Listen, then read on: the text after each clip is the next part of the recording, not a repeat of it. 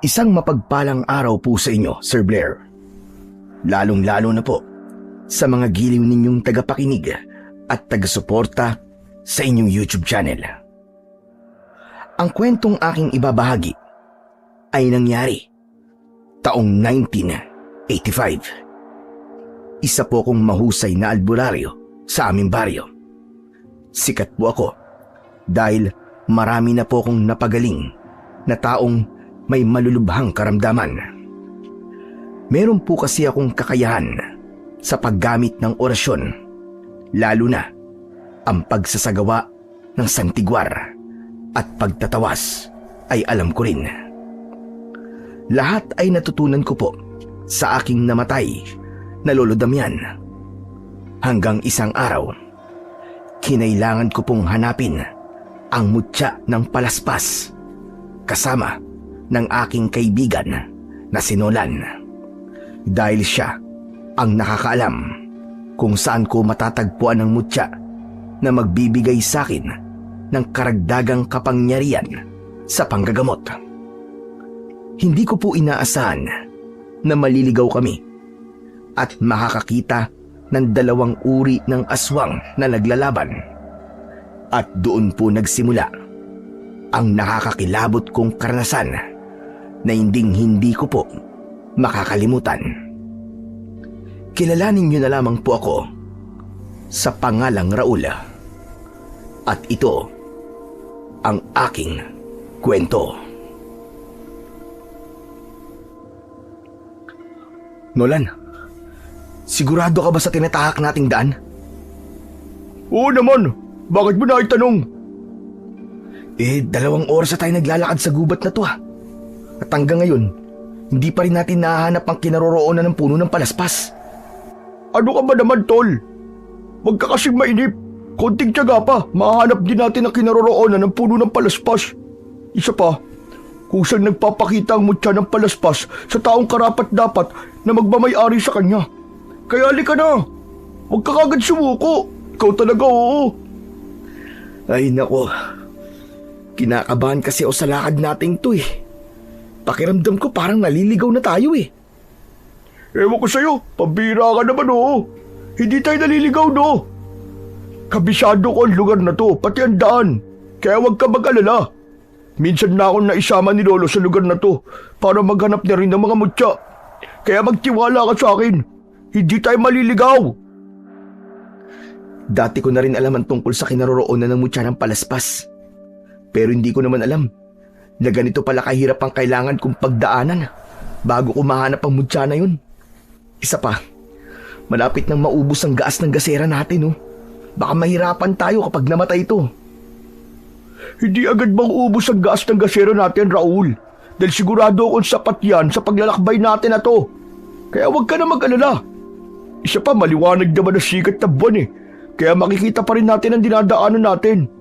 Sige na, bilisan mo na lang ang paglalakad para makarating na tayo sa gitna ng kagubatan. Ipinagpatuloy namin ang paglalakad. Tinahak namin ang masukal na daan papunta sa pusod ng kagubatan. Doon kasi namin matatagpuan ang kinaroroonan ng nag-iisang puno ng palaspas. Ang puno ng palaspas ay mababa lang.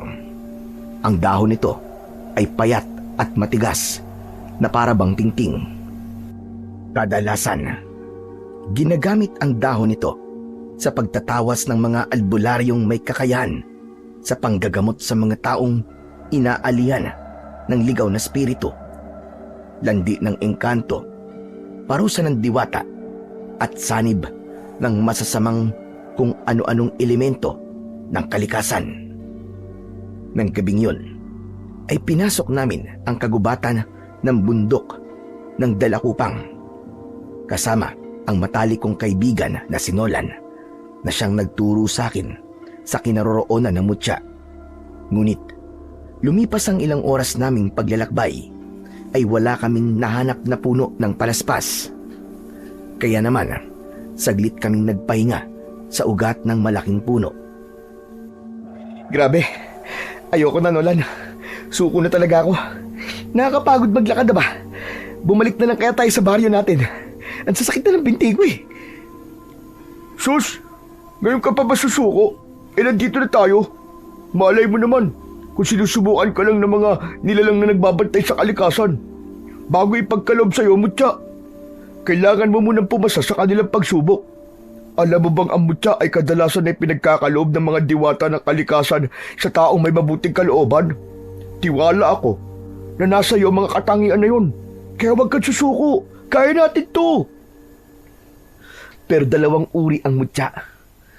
Isa sa kabutihan at isa para sa kasamaan. Depende sa uri ng tao. Baka hindi talaga ako nakatakda para sa Mutya ng palaspas. Kaya tara na. Umuwi na tayo, Nolan. Pagod na ako eh. Akma na sanang tatayo ako mula sa aking pagkakaupo sa ugat ng puno nang bigla akong nakarinig ng malalakas na pag-angil mula sa kabila ng kakahuyan. Tol, narinig mo ba yung ingay na yun? Oo, naririnig ko rin yung ingay. Mukhang merong nag-aaway na mabangis na hayop sa kabila ng kagubatan.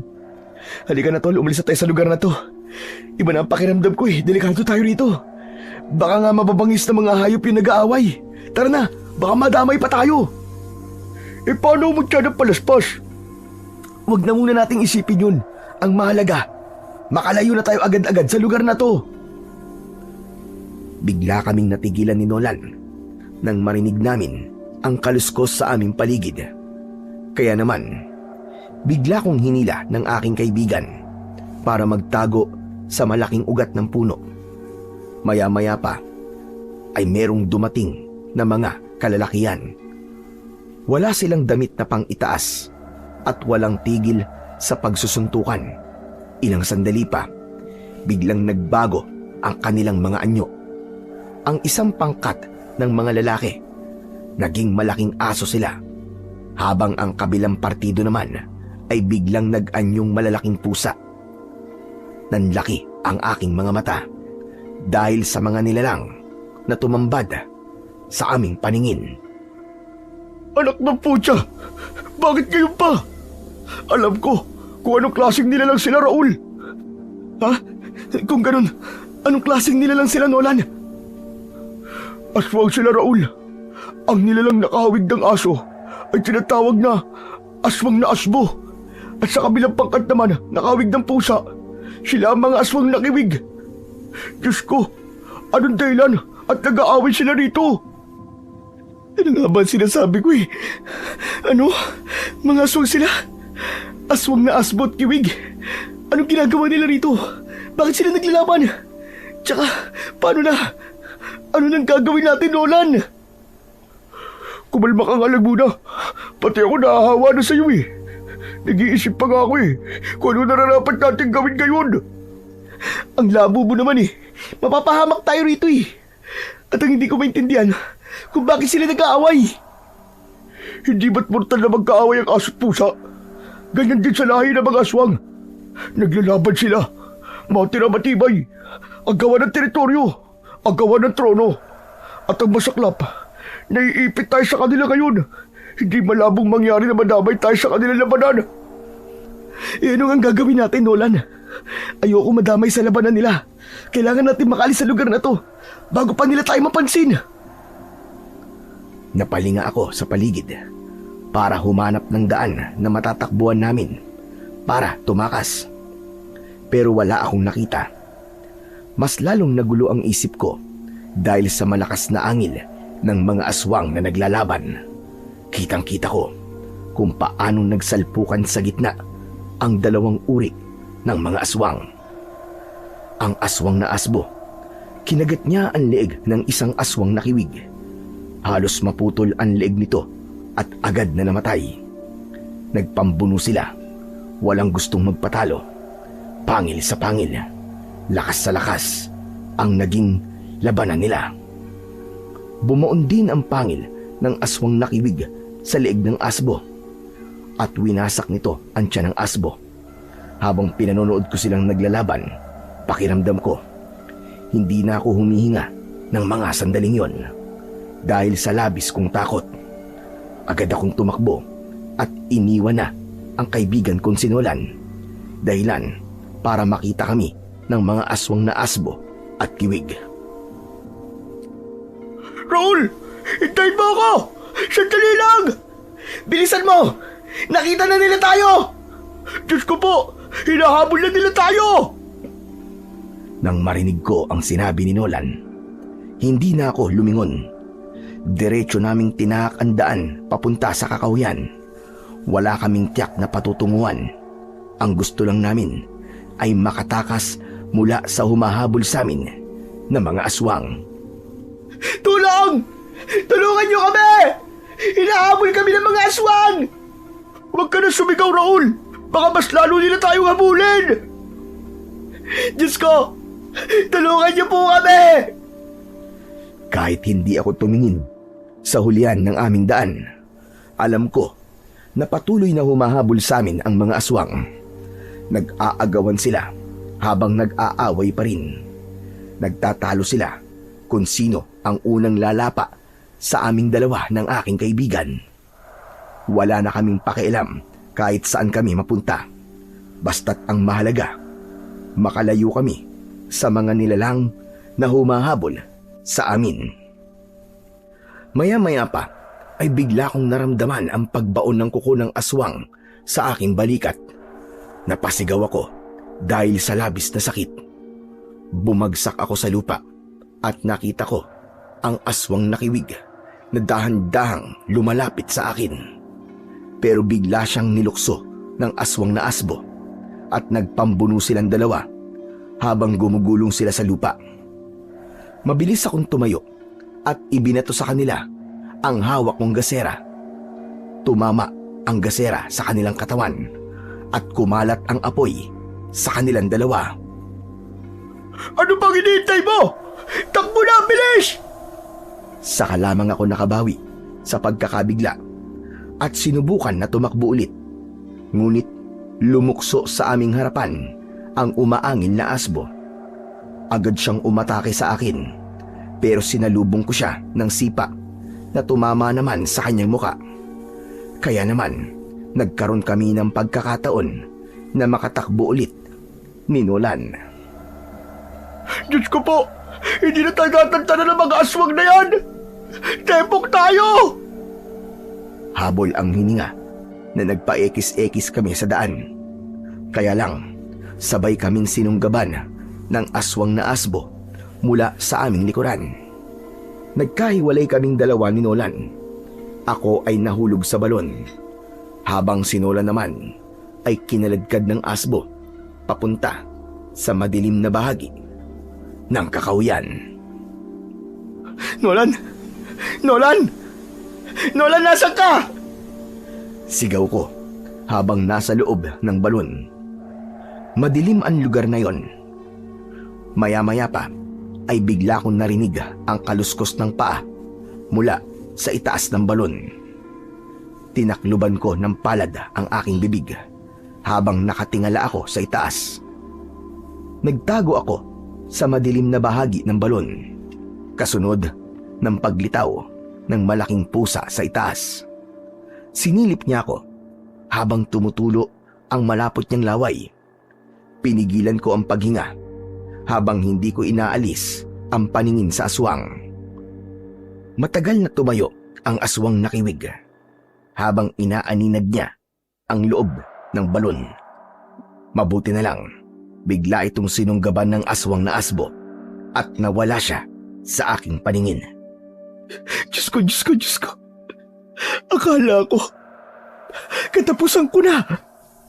Inilinga ko ang aking paningin sa loob ng balon. Nanlaki ang aking mga mata nang makita ang isang maliit na puno sa aking kinaroroonan. Lumiliwanag ang dahon dahil sa kabuting nakapalibot sa puno. Ito na yon. Diyos ko, ito na ang puno ng palaspas. Hindi ko alam na dito lang pala kita matatagpuan. Agad kong nilapitan ang puno ng palaspas. Sakay hinawakan ko ang dahon. Sinuri ko ang puno at sinunod ang sinabi ni Nolan kung paano ko makukuha ang mutya ng palaspas. Bumunot muna ako ng isang kabute na umiilaw sa dilim. At yun ang aking ginamit para suriin ang puno ng palaspas. Nakita ko ang isang sanga na may nagliliwanag na dahon. Kinuha ko yun at inilagay sa aking bulsa. Halos kasing lapad lamang ng palad ko ang dahon ng palaspas. Ngayong nakuha ko ng mutya ng palaspas, kailangan malaman to ni Nolan. Akmasa nang lalayo ako sa puno ng palaspas nang bigla akong nakarinig ng tinig mula sa puno. Sinabi ng tinig na walang dapat makaalam ng tungkol sa mutya ng palaspas. Ano? Kailangan kong iliman tungkol sa mutya ng palaspas? Pero bakit po? Sumagot ang naririnig kong tinig.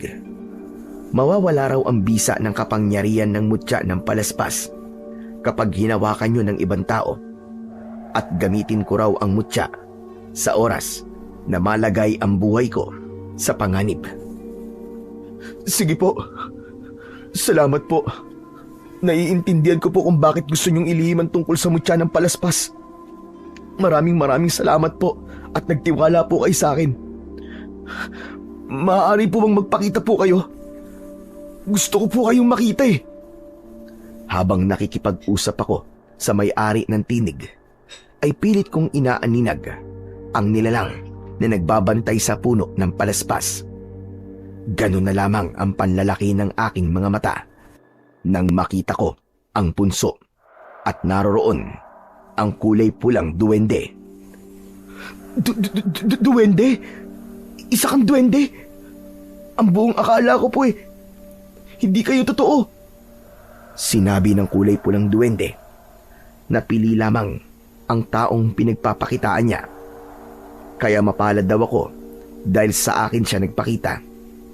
Gamitin ko raw sa kabutihan ang mutya ng palaspas. At kahit daw na ano pa ang mangyari, ay wag na wag daw akong papanig sa kasamaan dahil may kapalit na parusa ang sinuman na lalabag sa batas ng mutya ng palaspas. Opo. Makakaasa po kayo na gagamitin ko po ito sa kabutihan. Nagtanong ang pulang duwende kung alam ko raw kung gaano kabisa ang mutya na binabantayan niya. Hindi ko po alam kung gaano po kabisa ang mutya ng palaspas eh.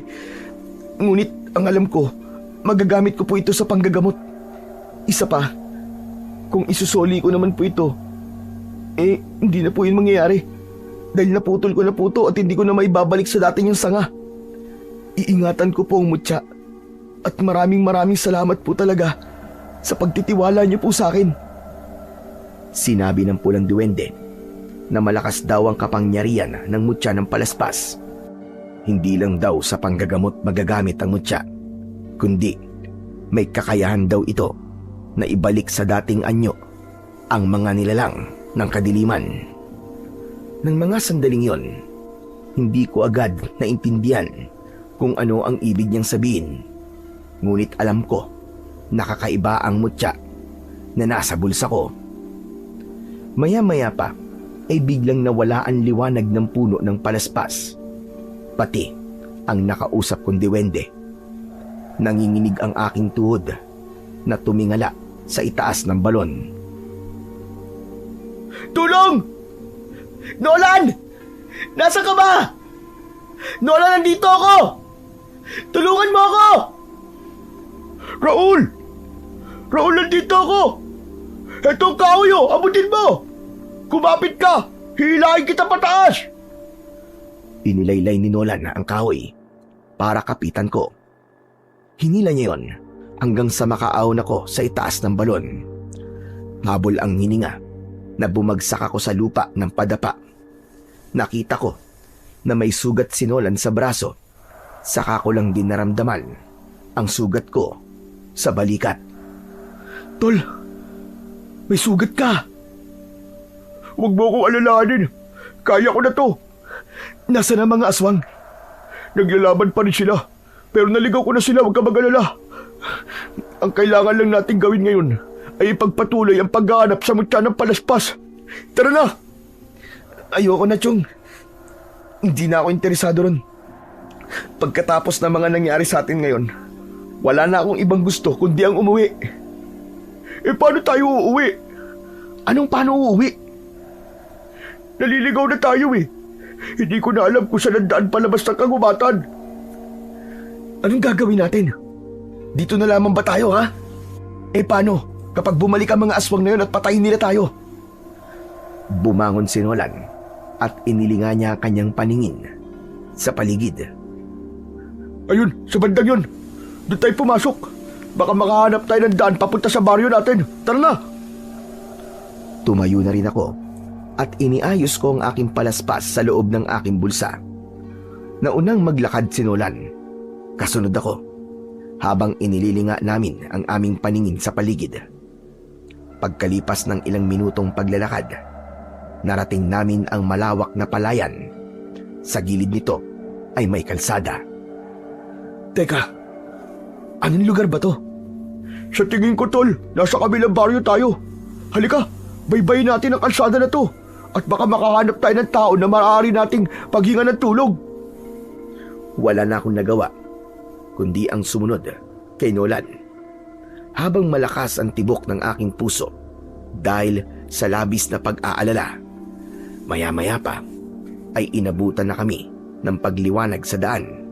Ngunit wala pa rin kaming nakikitang tao at mga bahay. Nolan, anong klaseng lugar to? Bakit hanggang ngayon wala pa rin tayong mahanap ng mga tao? Ni isang bahay, wala ring nakatayo. Baka naman, lugar na to ng mga aswang. Tol, ang lugar ng mga aswang ay nasa Kakahuyan lang. Wala pa ako natatandaan na merong tirahan ng mga aswang sa ganitong lugar. Palagi sila nagtatago sa mga tao, kaya imposible na may aswang sa lugar na to. Nag-aalala lang ako dahil sa itsura ng lugar na to.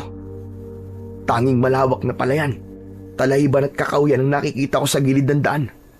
Tapos, nakakabingi ang katahimikan na para bang nasa ibang lugar tayo. Ay nako, pabira ka naman oo. Tigilan mo na nga ang kakasabi ng mga ganyan-ganyan. Kaya tayo napapahamak eh. Ang isipin mo muna ay ang makahanap tayo ng bahay pansamantala nating mapagpapahingaan. Sobrang sakit na ng sugat ko sa braso. Nangihina na ako. Sabi ko naman kasi sa'yo kanina gagamutin ko muna sugat mo. May dala naman akong mga gamot dito sa bag ko Mamaya na lang, tol. Teka. Ayun o, sa bandang yun. May mga bahay na ako natatanaw. Nabuhayan kami bigla ng loob ng aking kaibigan na si Nolan. Nang matanaw namin ang mga kubo, halos tumakbo kaming dalawa para lamang makarating kagad. Ngunit pagsapit namin sa lugar na yon, natigilan kami at dismayado sa aming nadatnan. Anak naman ng 7 kamote, oo. Mukhang mas kailangan nila ng tulong natin Marami silang butlig at paso-paso sa katawan, tignan mo naman. Tapos yung iba, butas-butas ang kanilang balat at nilalangaw pa. Grabe ang singaw ng hangin, tol. Hindi ako makakatagal dito. Parang nabubulok. Ano ka ba? Albularyo ka ba talaga o nagpapanggap ka lang na albularyo? Hindi mo ba nakikita na kailangan nila ng tulog mo? May sakit sila at mukhang maluba. Oo, may sakit sila. Pero ngayon lang ako nakakita ng ganyang uri ng karamdaman. Buhay pa sila. Pero parang nang naaagnas na bangkay ang kanilang mga katawan. Kaya nga mas dapat mo silang tulungan at alamin mo kung anong uri ng sakit ang dumapo sa kanilang katawan. Bawasan mo na nga ang pagiging matatakotin mo. Hindi bagay sa'yo Wala sa itsura mo. Hindi ako natatakot sa kanila. Nagulat lang ako sa itsura nila. Pareho lang naman yun Sa pagpapatuloy ng aming paglalakad, tumayo ang mga tao, bata at matanda. Lahat sila ay lumapit sa akin. Hinahaplos nila ang aking katawan na para bang nakikiusap na sila ay gamutin ko. Mas lalo kong kinabahan nang sa pagpasok namin sa tarangkahan ng baryo ay isinarayon ng ilang mga kalalakihan na nagbabantay roon. Maya-maya pa ay napadaan kami sa tapat ng malaking bahay kung saan ay may matandang lalaki ang nakaupo. at may sakit din ito sa balat. Tuloy kayo sa bahay ko. Anong may paglilingkod ko sa inyo? Huwag kayong matakot sa itsura namin. Isa lamang itong sakit na mahirap malunasan ng pangkaraniwang gamot. Teka, ano ba ang sadya ninyo sa aming baryo? Tatang, naligaw po kami. Balak lang po sana namin na magtanong kung nasaan po kami. Nako, pasensya ka na iyo. Ngunit ang lugar namin ay hindi kabilang sa nakatalang baryo sa probinsyang ito. Hindi kami sakop ng barangay ng kung sino man. Teka, ang labo naman po yata ng sinasabi nyo, Lo. Ako si Lolo Inok. Ang baryo namin ay isang uri ng tribo na pinamumunuan ko. Ang tawag sa tribo namin ay Alpuma. Mukhang malayo ang nilakbay niyong dalawa. Ano ba talagang kailangan nyo? Kailangan lang po namin ng pansamantalang mapagpapahingaan. Bago po kami umalis, kailangan po kasi naming gamutin ang sugat namin. Kung ganun, manggagamot ang kasama mo, ganun ba? Opo, isa siyang mahusay na manggagamot. Napaunat sa pagkakaupo ang matandang lalaki matapos marinig yon, at bumakas sa kanyang muka ang labis na tuwa. Kung ganun, matutulungan niya kami, tama ba? Magagamit niya ang kanyang kakayahan sa aming lahat dito.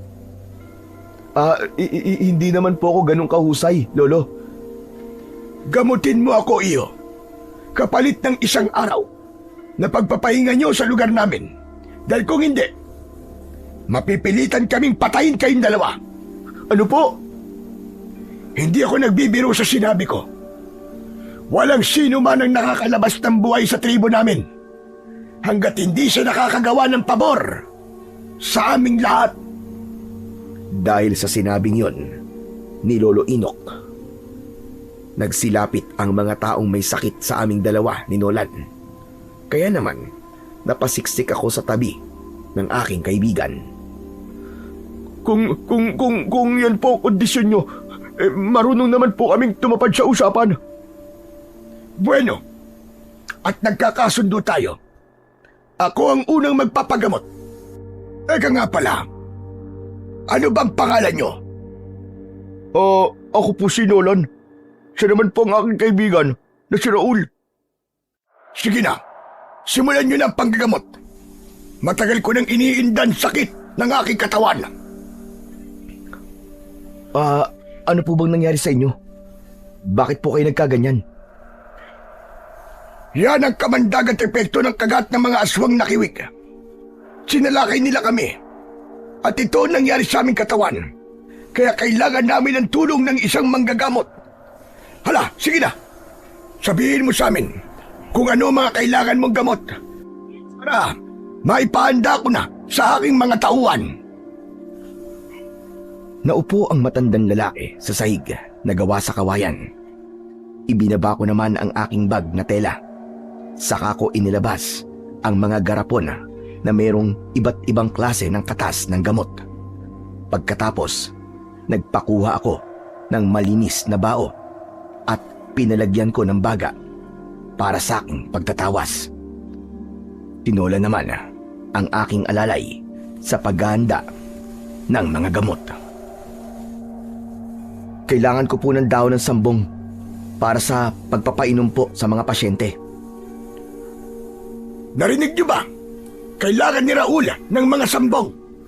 Mag-ani kayo ng mga daon ng sambong sa likod ng bahay ni Lena at dalhin niyo rito kagad.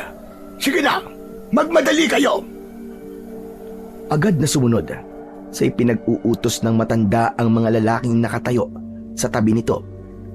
Sinimulan ko naman ang pagsasagawa ng pagtatawas. Itinapat ko ang palad ni Lolo Inok sa usok na mula sa bao. Saka ako pumikit at umusal ng orasyon. Maya-maya pa ay bigla kong naramdaman ang kakaibang enerhiya na pumasok sa loob ng aking katawan.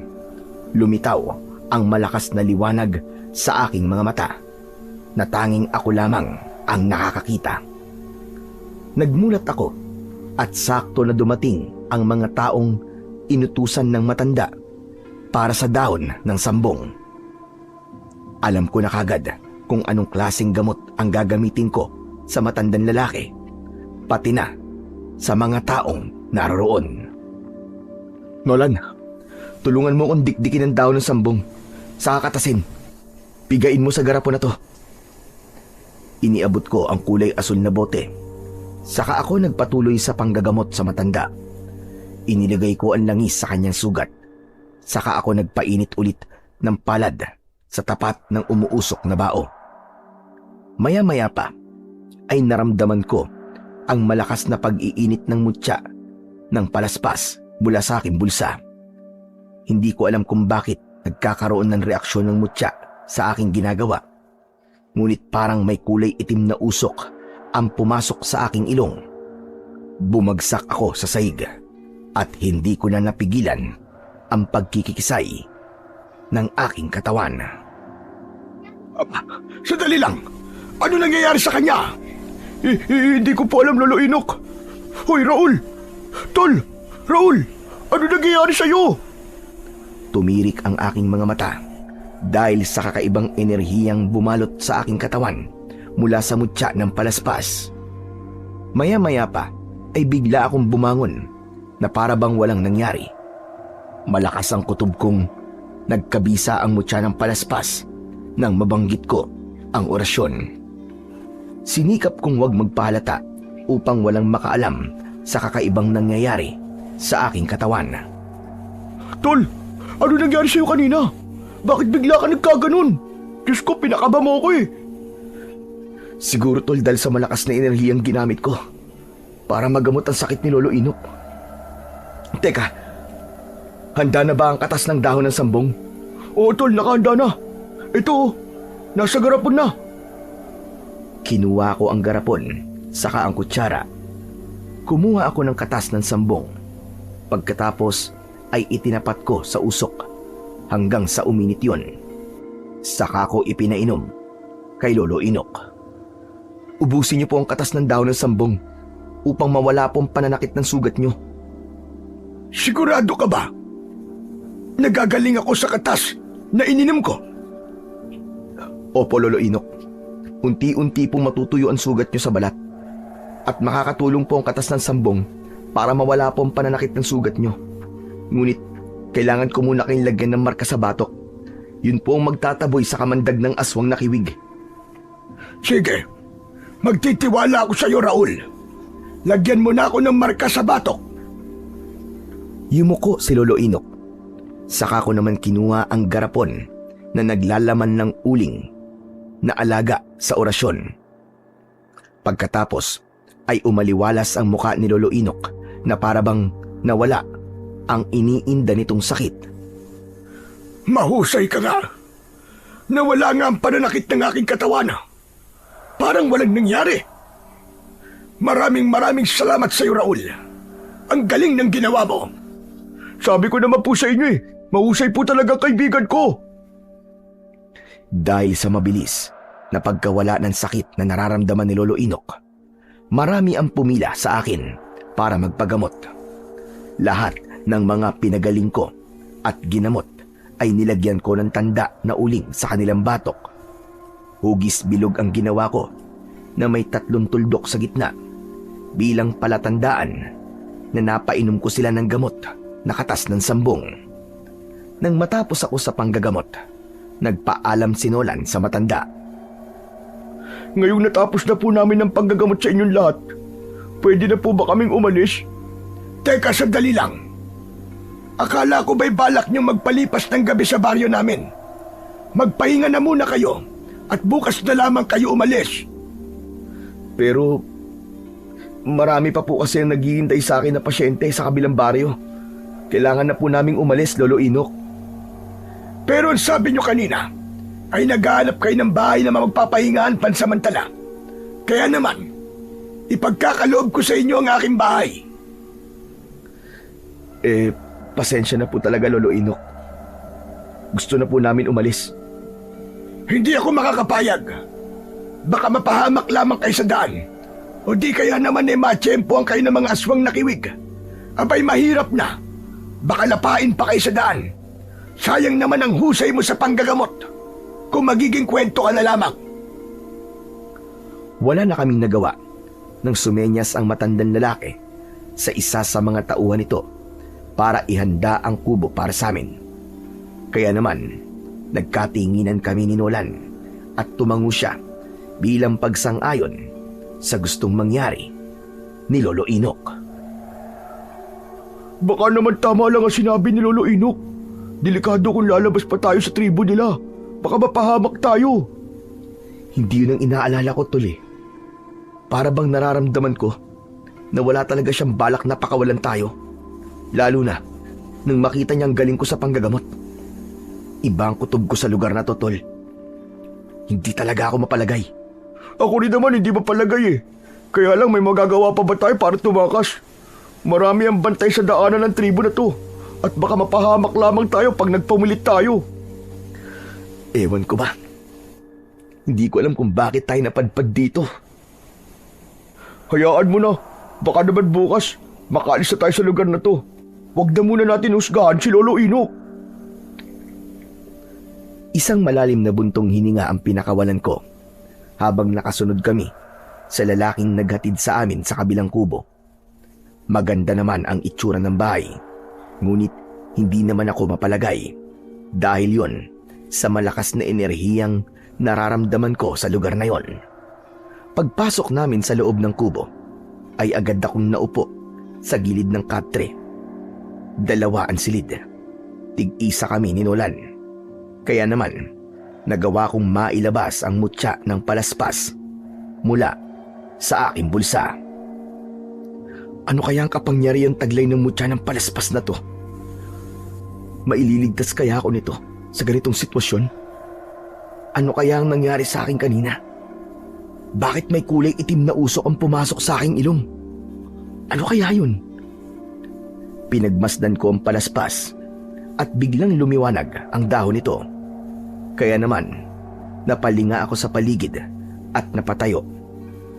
Iwinasiwas ko ang mutya ng palaspas sa ere. Saka ako lumibot sa buo kong silid. Maya-maya pa ay bigla akong nakarinig ng malakas na pag-angil mula sa labas ng aking bintana. Sinilip ko yun at kitang-kita ko ang isang lalaki na unti-unting nagbago ang anyo. Humaba ang kanyang nguso. Dumapa siya at sa isang iglap, naging aswang na asbo ito. Mapula ang kanyang mga mata habang luminga-linga sa paligid. Saka siya tumakbo at tumalon sa mataas na bakod na nakapalibot sa tribo. Diyos ko, aswang na asbo yun ah. May aswang na asbo sa tribong to. Alam kaya ni Nolan na may aswang sa lugar na to. Kaya pala kakaiba ang nararamdaman ko kanina dahil mayroong kampo ng kadiliman sa lugar na to. Dahil sa aking mga natuklasan, ay mas lalong hindi ako napalagay. Hindi ako dinalaw ng antok. Itinago ko ang mutya ng palaspas sa aking bulsa at marahan na nahiga sa katre habang nakatingin sa bubong. Kailangan namin makatakas sa lugar na to. Hindi talaga maganda ang kutob ko sa mga taong naninirahan dito. Diyos ko, kayo na po ang bahala sa amin. Huwag niyo po kaming pabayaan. Hindi ko namalayan kung paano ako nakatulog ng gabing yon. Ngunit nagising ako sa malakas na pagtawag ni Lolo Inok mula sa labas ng aming kubo. Raul! Nolan! Gising na ba kayo? Kasunod ng katok sa pinto, ay agad akong bumangon sa katre.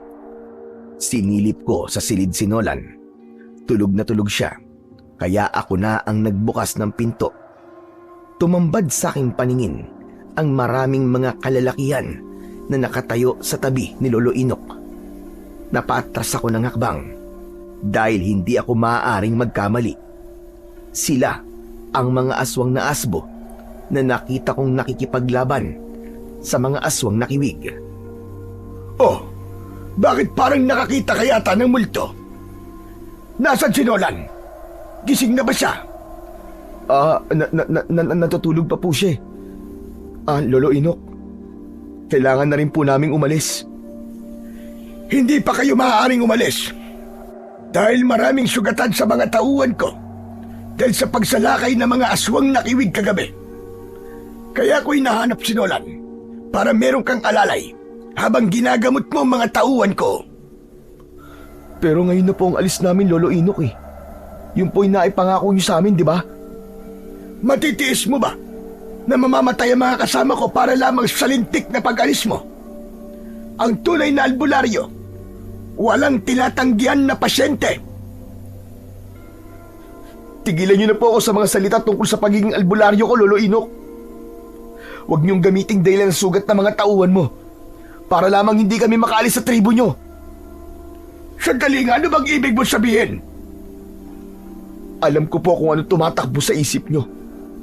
At alam ko rin na may binabala kayong hindi maganda sa amin. Mabuti naman at alam mo kung ano ang tumatakbo sa aking isip. Gusto ko yan. Pero hindi ko naman po gusto ang paraan nyo para mapigilan kaming umalis. Hindi na po ako magpapaligoy-ligoy pa sa inyo. Ang mga lalaking kasama nyo po ay mga aswang na asbo. Tama po ba? Natigilan ang matanda dahil sa akin sinabi. Hindi siya makapaniwala na malalaman ko kagad ang kanilang itinatago sa akin. Paano mo nalaman na mga aswang na asbo ang mga tauhan ko?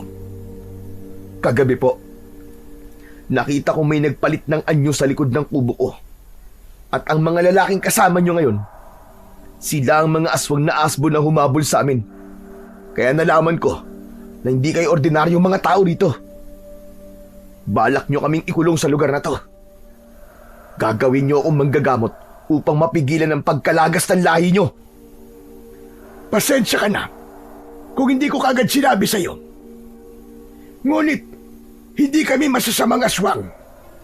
Ginugulo lamang kami ng mga aswang nakiwig dahil sa hindi sinasadyang pagpatay ng aking apo sa anak ng pinuno ng mga aswang nakiwig na si Castor. Kung ganon, kayo lamang ang may problema. Bakit nadamay po ako? Wala naman akong kinalaman sa away niyo Kakaiba ang paraan mo ng panggagamot. Lahat kami ay gumaling sa sakit. Kaya hindi ka namin maaaring pakawalan. Malaki ang magiging pakinabang mo sa amin lahi.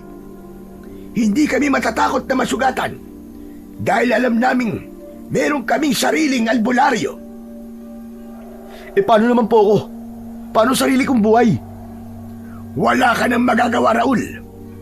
Bunang pasya namin na huwag kang pakawalan. Para naman, meron akong ipang tapat sa mahusay nilang albularyo na si Hiner. Patas ng laban. Sa pamamagitan mo, matatalo namin ang mga aswang nakiwig. Ibang klase rin naman kayo, no? Ang apo niyong nakapatay at nagkaroon ng atraso sa mga aswang nakiwig. Pero kayo pa talaga ang matapang. Mas mabangis sila at kaya nila kaming patayin sa brutal na paraan. Kaya sana, tulungan mo kami. Ikaw na lang ang natitira naming pag-asa para tuluyang gumaling sa epekto ng kamandag nila. Saka ko lang naramdaman kung bakit kailangan nila ang aking kakayahan. Isang pagkakamali ang pagpapakita ko ng husay sa panggagamot. Dahil naging dahilan yun para makatulong ako sa pugad ng mga aswang. Maya-maya pa, lumapit sa amin si Nolan at maging siya ay tutol din sa gustong mangyari ni Lolo Inok. Hindi po kami makakapayag sa gusto niyo mangyari. Aalis po kami sa ayaw at sa gusto niyo. Ang napagkasunduan natin ang dapat na matupad. Pasensya ka na, Nolan. Pero kung hindi kayo susunod sa aking ipinag-uutos, mapipilitan kaming patayin na lang kayo. Kesa naman, iba ang makinabang sa inyo. Pagkasabi nun ni Lolo Inok, ay kagad siyang nagpalit ng anyo. Naging isang malaking ibon nito, nakahawig ng uwak. Mapula ang kanyang mga mata, habang ang kanyang tuka ay matulis. Hindi kagad ako nakapagsalita dahil ngayon lamang ako nakakita ng ganong klaseng aswang. Diyos ko! Siya pala ang pinuno ng mga aswang na asmo! Pero, hindi naman siya mukhang asmo ah! Ang asmo ay may kakayaang magsaibon at ang nagtataglay ng ganyang kakayahan ay ang pinakamalakas na aswang. Kaya niya magpalit ng anyo kahit tirik pa ang araw. Maya-maya pa ay biglang bumalik sa dating anyo si Lolo Inok. Siguro naman, susunod na kayo sa mga pinag-uutos ko. May magagawa pa po ba kami? Idinaan niyo sa pananakot ang paghingi ng pabor sa akin eh. Nagkakamali ka. Kung hindi dahil sa amin, kagabi pa lang, baka napatay na kayo ng mga aswang na kiwig. Kaya kung tutusin, kayo pa ang may utang na loob sa amin. Pagkatapos naming mag-usap, dinala kami ni Lolo Inok sa kinaroroonan ng mga sugatan niyang tauhan. Lahat sila ay nakahiga sa sahig habang bumubulwak ang dugo mula sa kanilang sugat. Ang iba naman ay malabo nang mailigtas dahil ang sugat ay nasa leeg. Ilan lamang po sa kanila ang maililigtas ko. Pero ang mga taong may malalalim na sugat sa kanilang leeg, wala na ho. Malabo na po silang makaligtas. Ituro mo sa amin ang pwede at hindi na pwedeng mailigtas. Itinuro ko kagad ang dalawang lalaki na mayroong tama ng kagat sa leeg. Nanlaki ang aking mga mata nang biglang nagbago ang anyo ng dalawang lalaki na katabi ni Lolo Inok. At mula sa aking harapan, tinuluyan nilang patayin ang dalawang lalaking walang pag-asang mabuhay. Nanginig ang aking tuhod sa malagim na eksenang yon. Habang ang kanilang sigaw ay paulit-ulit kong naririnig sa aking tenga. Diyos ko, anong ginawa nyo? Bakit nyo sila tinuluyang patayin? Kesa maghirap sila na matagal, mabuti na yung tuluyan na silang patayin. Ganyan ang patakaran ko sa aking tribo. Akala ko ba hindi kayo masamang aswang? Mas masahol pa pala kayo sa demonyo. Parang kayo na rin ang pumatay sa kanila sa ginawa niyong yun. Mabuti nang kami ang pumatay sa kanila. Kesa naman ang pumatay sa kanila ay ang mortal naming kaaway. Hindi pwede yun. Insulto yun sa amin lahi. Kaya ituro mo sa akin ng ibang pasyente na wala ng pag-asang mabuhay. Ngayon pa? Ngayon niyo pa ako tatanungin kung sino sa kanila ang may pag-asa o wala? Pagkatapos kong makita ang ginawa niyo sa mga alagad niyo, wala kayong kasing sama. Halimaw kayo! Matagal na namin tinanggap na halimaw ang tingin sa amin ng mga tao.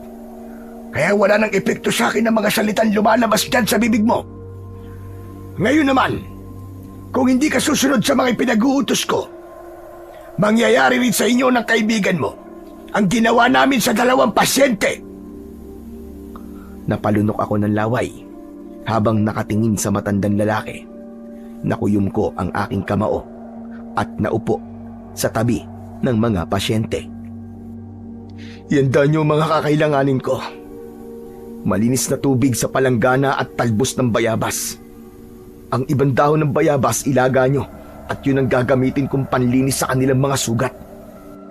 Narinig niyo ang kailangan ng ating manggagamot. Ihanda niyo ang kanyang kailangan at bantayan siya mabuti. Ako naman ay lalabas muna ng ating tribo. Hindi ko hahayaan na hindi magbayad ng mga aswang na kiwig na yon sa ginawa nila sa kalahi natin. Kailangan natin gumante. Kung ilan ang namatay sa atin, yun din ang bilang ng papatayin ko mula sa lahi nila. Kasama ang tubo. Nang marinig ko yun, ay nagsipagtaasan ang mga balahibo ko sa katawan. Lalo na nang umalis ang matanda sa aming harapan. Lumapit sa akin si Nolan at bakas sa kanyang muka ang takot at pag-aalala. Anong gagawin natin, Tol? Paano tayo nito? Wala na tayong magagawa, Nolan. Nakakulong na tayo rito. Hindi ko alam na merong ganitong klaseng tribo sa lugar na to. Ang kutob ko, pinapatay talaga nila mga taong nakakaalam sa lugar na to eh. Kaya sa simula pa lang, Nasa panganib na talaga ang buhay natin. Iniligtas naman tayo ng husay mo sa paggagamot. Kaya, anong plano mo ngayon? Ano pa nga ba? Gagamutin ko ang mga pasyente. Saka ako magpaplanong tumakas sa tribo na to. Paano kung di tayo makaalis dito? Ang ibig sabihin nun, kagustuhan ng Panginoon na narito tayo. May dahilan ang mga nangyayari sa atin ngayon, Nolan. Naniniwala ako dun. Kung ganun, nakahanda ko samahan ka. Nasa likod mo lang ako, tol.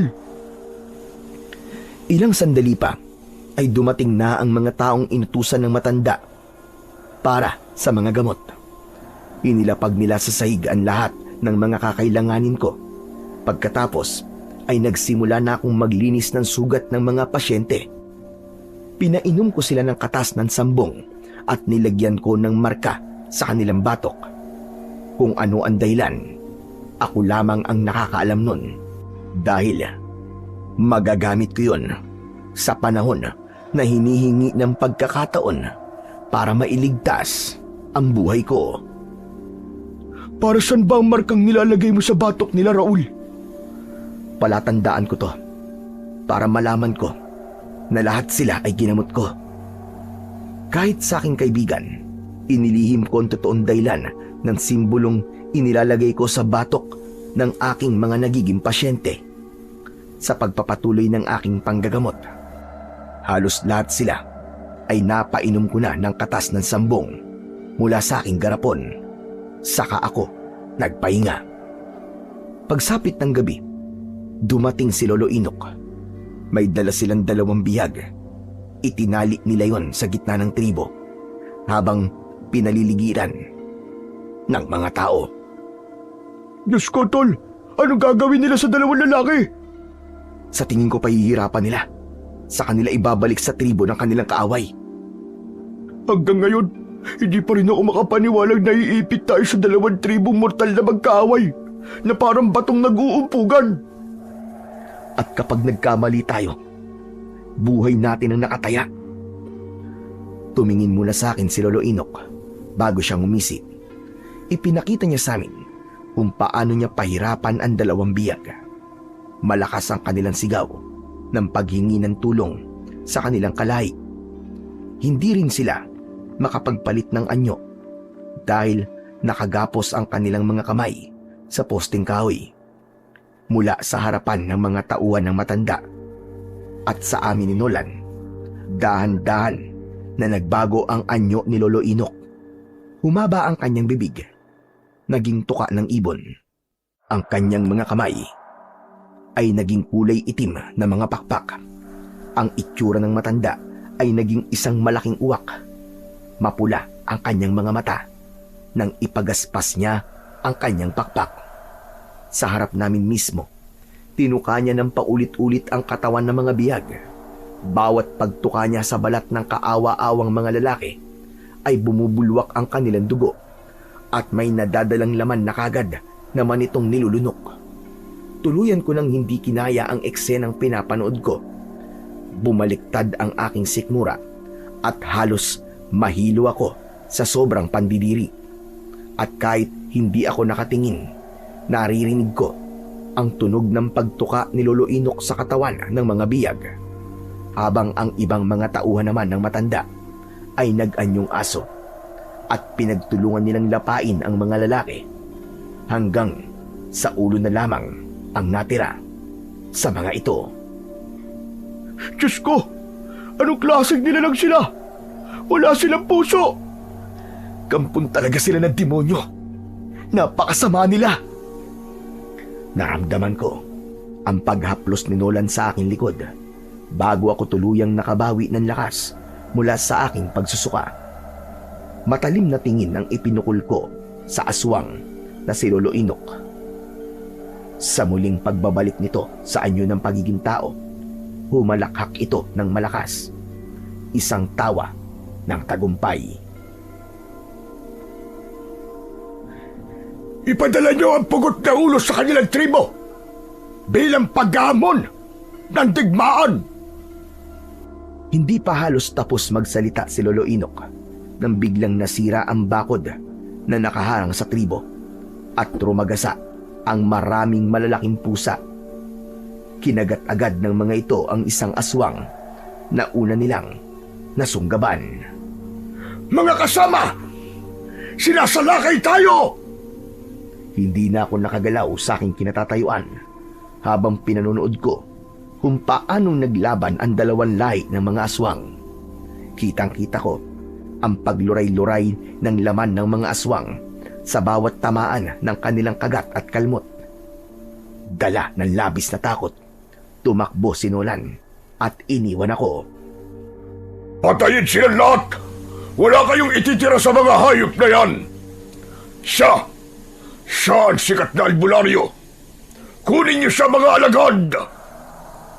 Nanlaki ang aking mga mata nang ituro ako ng pinuno ng mga aswang na kiwig. Kalahating tao at ang kanyang ulo ay sa pusa. Akma sana natatakbo ako, ngunit nahawakan na ako ng dalawang alagad ng aswang na kiwig. Nakita naman ako ni Lolo Inok at sinubukan niyang magpalit ng anyo para agawin ako mula sa mga kalaban. Tinangka niyang dagitin ako, ngunit mataas na tumalon ang pinuno ng mga aswang na kiwig. Bumagsak sila sa lupa, nagpambuno sila at nag-agawan sa akin. Dahil hindi makatama ng tuka si Lolo Inok sa pinuno ng mga aswang na kiwig na si Castor, nagpalit ito ng anyo bilang isang aso, habang ang pinuno naman ng mga aswang na kiwig ay naging isang malaking pusa. Para akong nanonood ng labanan sa pagitan ng mga hayop na ayaw magpatalo sa isa't isa. Maya-maya pa ay dumating na ang kaibigan kong si Nolan. May dala siyang kahoy at pinukpok niya sa ulo ang dalawang lalaki na may hawak sa tigkabilaan kong braso. Halika na, Chong! Tumakas na tayo! Bilisan mo! Hinila ako ni Raul papunta sa gilid ng bakod na sinira ng mga aswang nakiwig kanina. Ngunit bigla kaming hinarangan ng mga malalaking pusa. Wala na kaming nagawa ni Nolan nang bigla silang lumukso at kinagat nila kami sa damit para kaladkarin palabas ng tribo. Ganon din ang ginawa nila sa aking kaibigan na si Nolan. Sinubukan kong magpumiglas mula sa pagkakakagat ng kiwig sa aking damit. Nang sa paglingon ko ay kasunod na namin ng kanilang mga kasama. Natalo nila ang pangkat ni Lolo Inok at tuluyan nila kaming nakuha sa mga ito. Bitiwan niyo kami! Bitiwan niyo kami, mga hayop kayo! Saan niyo kami dadalhin? Nolan! Nolan, tulungan mo ako! Kahit natangay na kami ng mga aswang, sinikap kong hindi mawala sa aking katawan ang mga gamit ko sa panggagamot. Lalong-lalo na ang mutya ng palaspas na hanggang ngayon ay hindi ko pa rin alam kung paano ko gagamitin. Ramdam na ramdam ko ang pananakit ng aking katawan habang hila kami ng mga aswang na kiwig. Hindi nagtagal ay narating namin ang kanilang tribo. At ayon sa aking narinig, yun naman ang tribo ng Sahar. Sabay-sabay silang nagpalit ng anyo bilang tao. Bantayan silang mabuti. Malaking kawalan sa kanila ang albularyong ito. Hala, sige na. Paghiwalayin niyo silang dalawa. Ang albularyo lamang ang kailangan ko. Agad na kinuha ng mga tauhan nito si Nolan at inilabas sa kubo. Pakawalan niyo ang kaibigan ko, mga hayop kayo! Saan niyo siya dadalhin? Huwag kang mag-alala. Gagamitin ko siya para makontrol kita. Bakit niyo ba akong pinag-aagawan? Nakarating sa amin ang kakaiba at husay mo sa panggagamot. Kaya ang pagkakaroon ng kagaya mo sa aking tribo ay dagdag lakas para sa aming pangkat. Hindi ko hahayaan na makuha ka nila sa akin. Ako ang magiging amo mo. Ako ang masusunod sa buhay mo. Hindi ka masusunod sa buhay ko. Hindi niyo ako magagamit sa kasama niyo. Sige, magmatigas ka.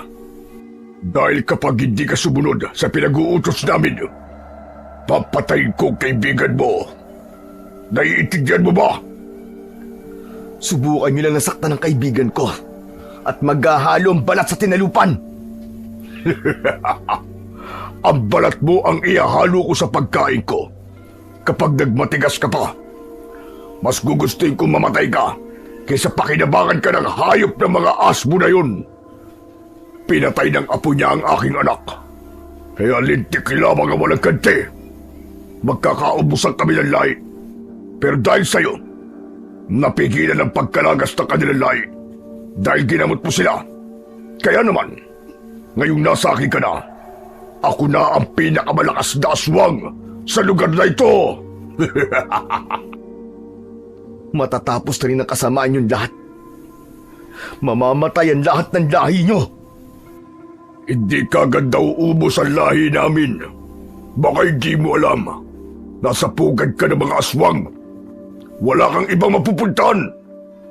Lahat ng mga tao rito ay aswang, maliban sa'yo. At sa kasama mo. At sa isa ko pang albularyo. Kayo lang ang tao sa lugar na to. Kaya kahit tumakas ka, may ibang aswang na nakaabang sa'yo para patayin ka.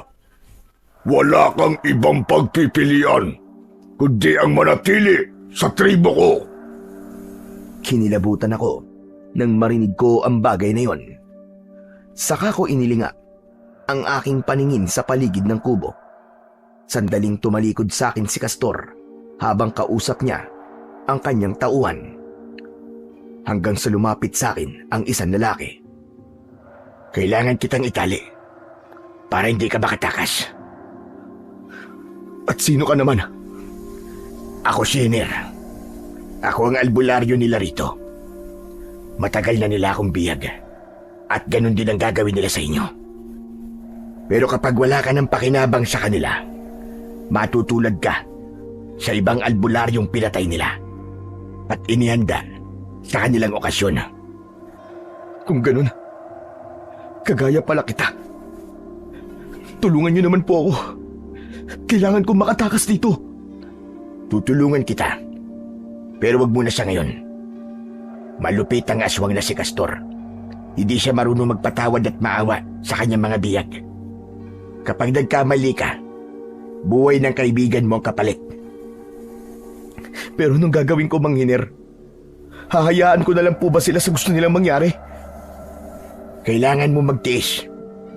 Huwag kang panghinaan ng loob. Palagi akong nakabantay sa iyo mula ngayon. Dahil kapag nagkamali ka, hindi sila manghihinayang sa buhay mo. Yan ang tatandaan mo. Hindi na natapos ni Mang Hiner ang kanyang sasabihin nang bigla siyang bumalandra sa dingding dahil sa sipa ni Mang Castor. Anong sinabi sa'yo ng hayop na to? Wala po. Isang malakas na suntok ang tumama sa aking muka dahil sa hindi ko pagsabi sa kanya ng totoo. Sinungaling! Narinig ko na may sinasabi sa sayo. Pagkatapos sasabihin mo sa akin na wala siyang sinasabi sa'yo. Pinaglololoko mo ba ako? Binalaan lamang po niya ako na wag tumakas dahil papatayin niyo ang kaibigan ko. Yun lang po yun. At wala nang iba. Tumayo si Mang Castor at umalakhak ng malakas. Tila nakumbinsi ko siya sa aking sinabi at hindi na niya binugbog si Mang Hiner. Napansin ko na umiling-iling si Mang Hiner habang nakalugmok siya sa saig. Nilapitan ito ni Mang Castor at sinakal sa leeg. Sa susunod na mahuhuli kitang nakikipag-usap sa aking albularyo, papatayin kita. Hindi na ako manghihinayang sa buhay mo dahil may kapalit ka na. Pero nakasalalay pa rin sa husay ng binatang ito ang buhay ninyong dalawa. Kaya wag na wag mo kong bibigyan ng dahilan para patayin kayo. Naiintindihan mo ba, ha, Hiner? Oh, naiintindihan ko, Castor. Saka lamang tumayo si Mang Castor at muling bumaling sa akin. Sinenyasan niya ang kanyang dalawang alagad para itayo ako. Pakawalan niyo siya at dalhin sa kabilang bahay. Sa kinaroroonan mismo ng aking mga tauhan na nasugatan sa labanan kanina. Kinalagan nila ako ng tali. Pagkatapos ay kinaladkad palabas ng bahay. Napasulyap ako sa kinaroroonan ni Mang Hiner na dahan-dahang tumatayo at sumunod sa amin papunta sa kabilang kubo. Nadatnan ko na naroon din si Nolan at nakahanda na ang mga gamot na kakailanganin ko para sa mga sugatan na pasyente. 5 lalaki ang may malubhang sugat mula sa kalmot at kagat ng aswang na asbo. Maya-maya pa ay nagsalita si Mang Castor. Mga kasama, bantayan nyo ang lahat ng pintuan na posibleng pasukan ng mga kalaban natin. Huwag nyo rin aalisin ang inyong paningin sa ating bagong albularyo. Baka tumakas siya. At kapag nahuli ninyong tumakas ka, patayin nyo! Sabay-sabay na sumagot ang mga tauhan ni Mang Castor. Pagkatapos ay binantayan nila ang lahat ng pintuan. Hala, sige na! Simulan na ang paggagamot sa aking mga tauhan! Sabihin mo agad kapag may malalang nasugatan sa kanila at ako na ang bahalang humatol sa kanilang buhay. Bakit? Kapag wala na ba silang pag-asang mabuhay, papatayin nyo rin sila, ganun ba? Siyempre naman, para walang pabigat. Parehong-pareho lang pala kayo ng kabilang tribo. Lahat kayo ay masasamang nilalang na hindi na dapat hinahayaan mabuhay sa mundo. Ang pakialaman mo ay ang paggagamot mo. Siguraduhin mo na mapapagaling mo sila. Dahil kung hindi, kasama ka nilang mamamatay. Pagkasabi ni Mang Castor nun, ay biglang nagbago ang kulay ng mga mata nito habang nakatitig sa aking muka. Maya-maya pa ay itinulak ako ng isa sa kanyang mga alagad para simulan ang panggagamot sa mga sugatan. Katulong ko ang kaibigan kong si Nolan, habang si Mang Hiner naman ay pinapanood kung paano ako manggamot. Raul, patawarin mo ako. Kasalanan ko kung bakit tayo nandito ngayon eh. Wala kang kasalanan, Nolan. Pareho nating kagustuhan ng paghahanap sa mutya. Kaya tayo napadpad sa pugad ng mga aswang. Pero gagawin ko ang lahat para makatakas sa lugar na to. Kung hindi naman, lalabanan ko sila. Ganun din naman eh. Papatayin din nila tayo. Kaya mabuti pa, makipagsabayan na rin ako. Hoy! Ang tagal niyo naman dyan! Maghiwalay nga kayo! Ayoko na nagbubulungan kayo sa harapan ko. At kung may binabala kayong tumakas, ang mabuti pa, huwag niyo lang ituloy! Saka lamang kami tumigil sa pag-uusap ni Nolan at ipinagpatuloy namin ang panggagamot.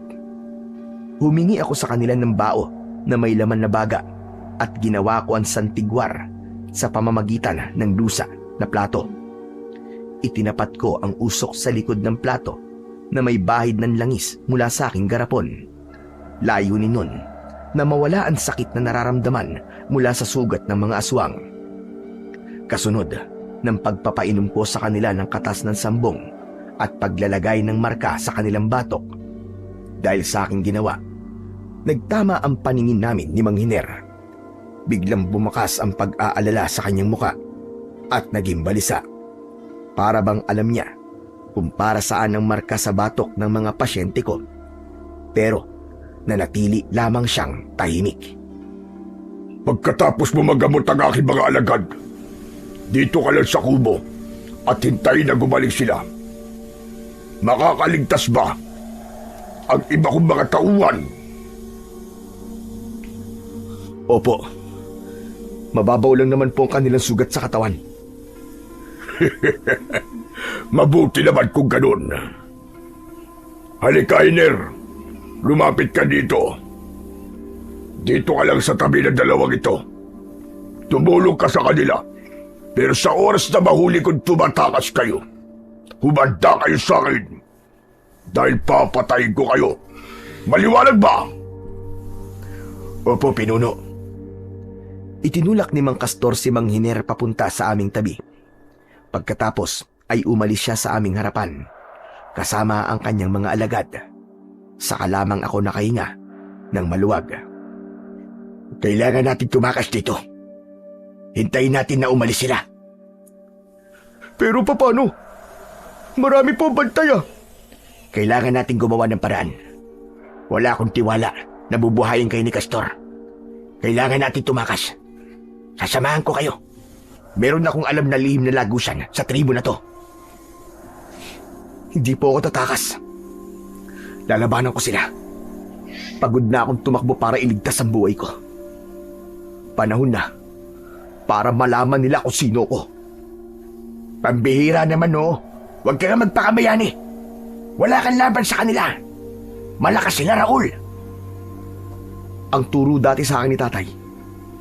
Kapag natutunan ko ang pinakamalakas na orasyon ng pagiging isang albularyo, kahit ang kampon ng kadiliman ay walang magagawa laban sa akin.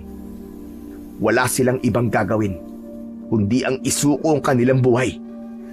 Suntok sa buwan ang naiisip mo eh. Baka lalo ka lamang mapahamak. May tiwala ako sa aking kakayahan. Ang kailangan ko lang po ay kawayan na may tulis sa dulo. Yun lamang ang magagawa ninyong tulong sa akin, Mang Hiner. Saglit na natigilan si Mang Hiner sa sinabi ko. Habang si Nola naman ay walang kibo sa aking tabi. Baka sa kanyang muka ang pag-aalala para sa aming kaligtasan.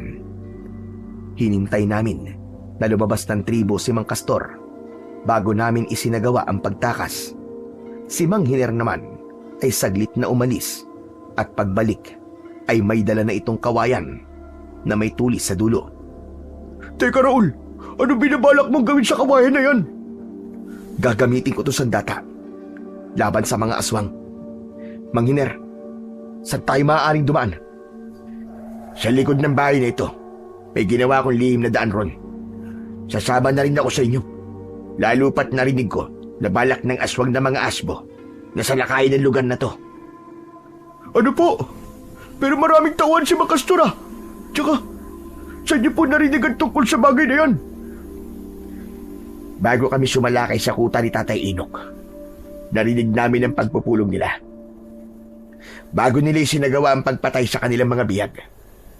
Kaya yun ang mangyayari. Kapag hindi tayo umalis sa lugar na to, maiipit tayo sa labanan nila at mapapahamak talaga tayo. Kung ganun, ito na po ang tamang oras para tumakas. Ako na ang bahala sa mga bantay. Maingat at dahan-dahan kaming lumabas ng kubo. Nakita ko ang dalawang lalaki na nakatayo. Agad ko silang sinaksak sa likod gamit ang kawayan. Kasunod ng aking orasyon na tanging ako lamang ang nakakarinig. Nagkikikisay ang kanilang katawan hanggang sa sila ay mamatay.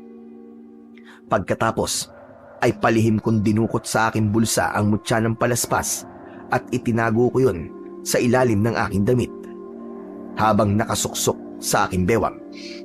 Paglapit namin sa pintuan na sinasabi ni Mang Hiner, nakita kami ng dalawang lalaki.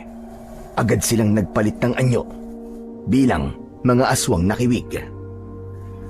Sige na! Mauna na kayo! Ako nang bahala rito! Hindi po!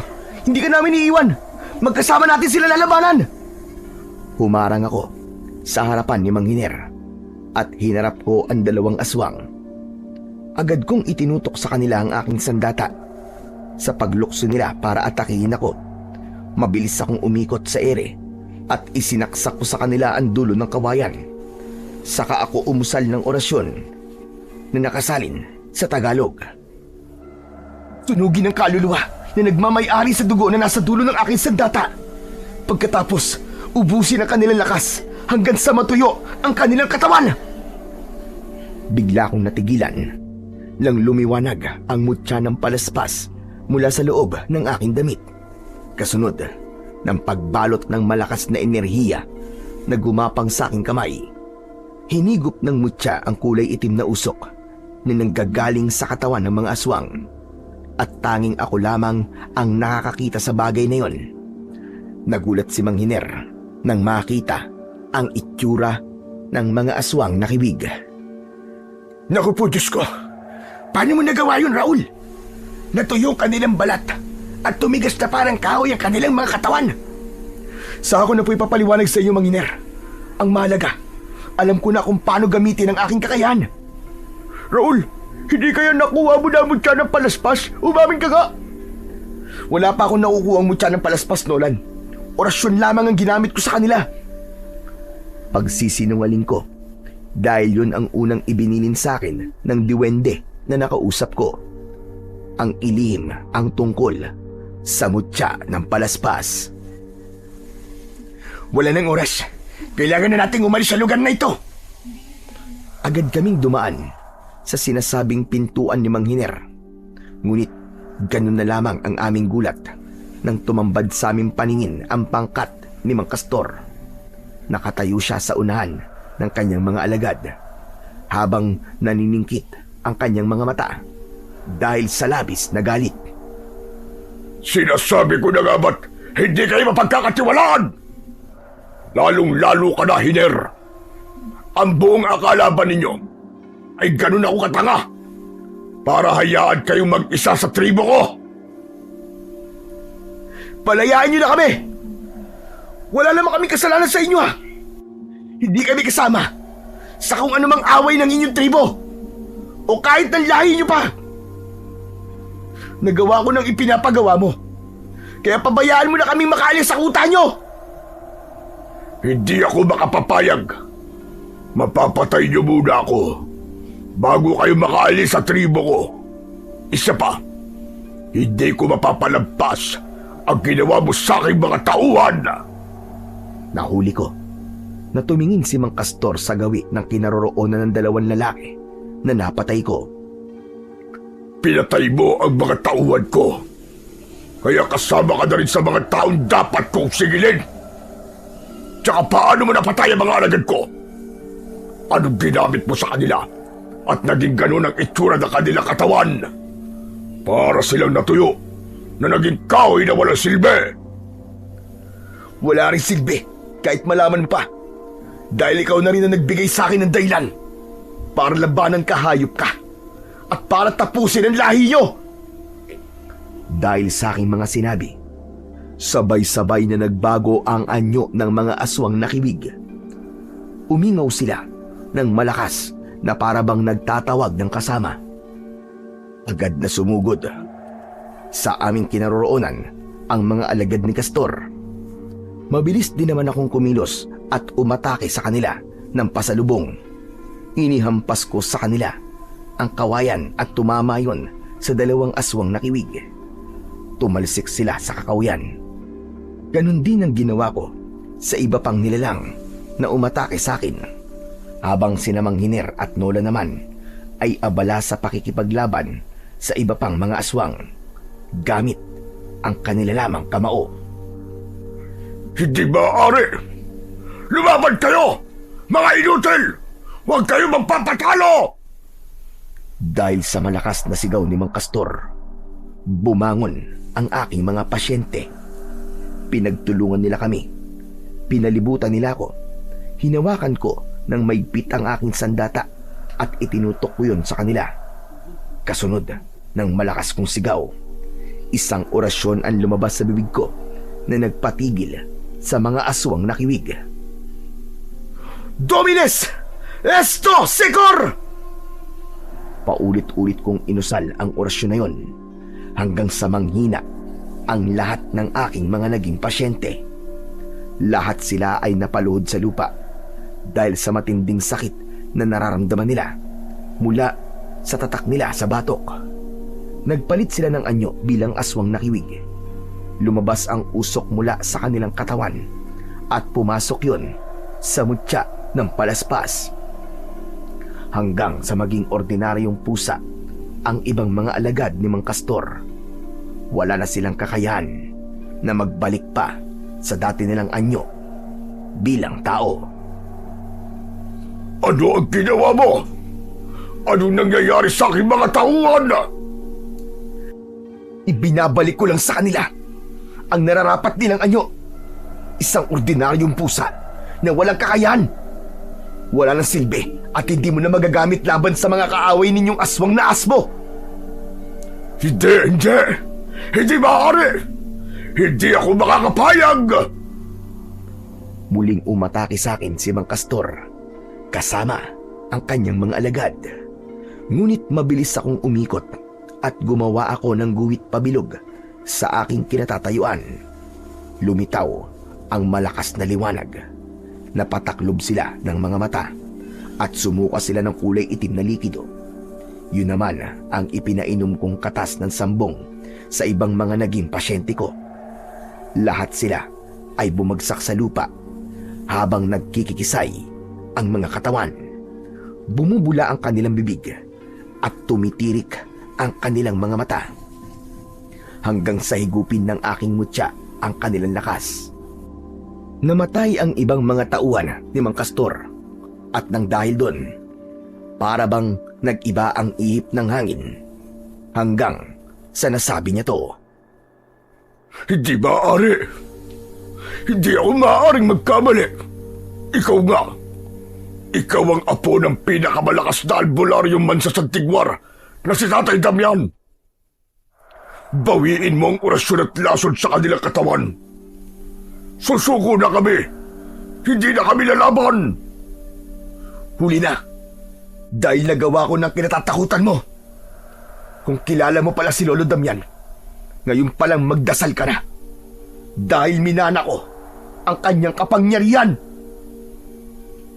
Pagkasabi ko nun, ay agad akong sumugod sa nakatayong si Mang Castor. Susubukan niya sanang tumakas, ngunit nasaksak ko na siya sa kanyang likod. Ibinaon ko ang kawayan sa kanyang katawan. Hindi ko makontrol ang aking sarili dahil sa labis na galit.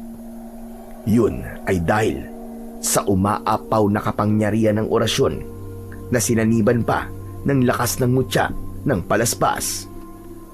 Sumuka ng dugo si Mang Castor. Umagos ang kanyang dugo sa hawak kong kawayan. Nagkamali ako ng binangga. Nagtagumpay ka, binata. Malakas kang albularyo. Nagkikikisay ang katawan ng pinuno ng mga aswang na kiwig hanggang sa lumabas ang kanyang dugo sa ilong at tenga niya. Maya-maya pa, lumabas sa kanyang bibig ang kulay itim na usok at pumasok yon sa aking mutya na nasa ilalim ng aking damit. Hanggang sa maging matigas na bangkay si Mang Castor na para bang kahoy na nasunog. Sina Nolan at Mang Hiner naman, hindi sila makapaniwala sa kanilang mga nasaksiyan. Ang mga alagad naman ni Mang Castor na naging ordinaryong pusa ay tuluyan ng umalis sa lugar na yon. Diyos ko, hindi ako makapaniwala ang apo ka pala ni Tatay Damian. Kaya pala pamilyar sa akin ang orasyon mo at kakayahan. Ibig niyo sabihin kilala niyo po ang lolo ko, Mang Hiner? Oo naman. Kilalang kilala. Teka, sandali lang, Raul. Totoo ba nakita ko? Tinalo mo mga aswang na kiwig. Lahat sila ay tinalo ng iyong kakayahan? Oo, Nolan. Ayoko na sanang makialam sa kanila.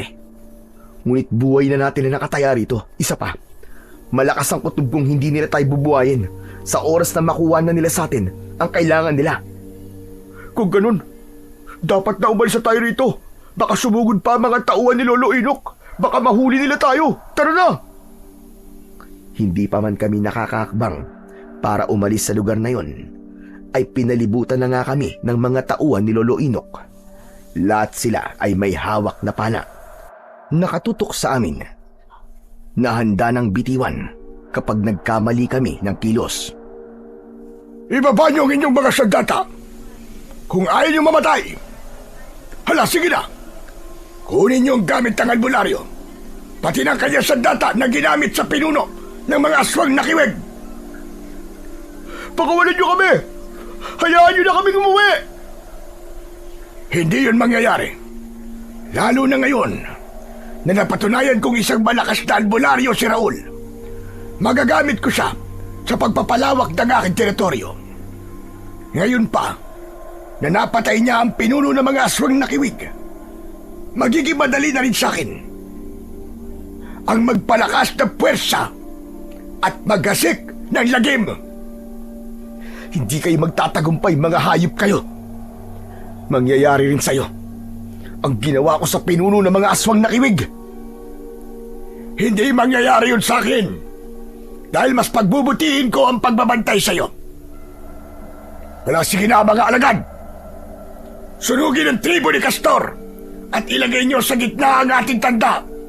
Isang tanda na pag-aari na natin ang lugar na ito upang isipin ng ibang lahi na tayo ang nagpabagsak sa pinuno na si Castor. Sakim ka, demonyo ka. May oras ka rin at sisiguraduhin kong iiyak ka ng dugo. Bago ako, ikaw muna ang paluluhain ko ng dugo. Hala, sige na! Lakad! Nakuha nila ang aking mga gamot sa bag na tela. Maging ang aking sandata. Mabuti na lamang at ang mutya ng palaspas ay nasa ilalim pa rin ng aking damit. Patulak nila kaming pinaglakad. Pagkalipas ng ilang oras na paglalakad, narating namin ang tribo ni Lolo Inok. Kalat na rin ang liwanag sa paligid nang tuluyan kaming makapasok sa loob. Tumambad sa aking paningin ang maraming sugatan. Gamutin mo ang aking mga tauhan at kahit na anong mangyari, iligtas mo sila. Masamang tingin ang ipinukul ko sa matanda bago nila ako itinulak sa mga katre na nakahilera sa loob ng malaking bahay. Si Mang Hiner naman ay nanatiling walang kibo. Itong si Hiner ang gawin mong alalay at itong si Nolan, sa akin muna siya maninilbihan. Anong gagawin mo sa kaibigan ko? Huwag na huwag mo siya sasaktan, sinasabi ko sa'yo. Siya ang gagamitin kong panakot sa'yo para sundin mo lahat ng pinag-uutos ko. At kapag nagkamali ka, gagawin ko rin sa kanya ang ginawa ko sa 2 biyag namin kahapon. Naiintindihan mo ba? Raul, tulungan mo ako. Huwag kang pumayag na dalhin nila ako. Papatayin nila ako. Ilayo niyo na maingay na yan. At ikaw naman, Raul. Simulan mo na ang panggagamot sa mga tauhan ko. Hoy kayo! Ibigay niyo sa kanya ang kanyang bag at bantayan silang mabuti. Utos nito sa kanyang mga tauhan.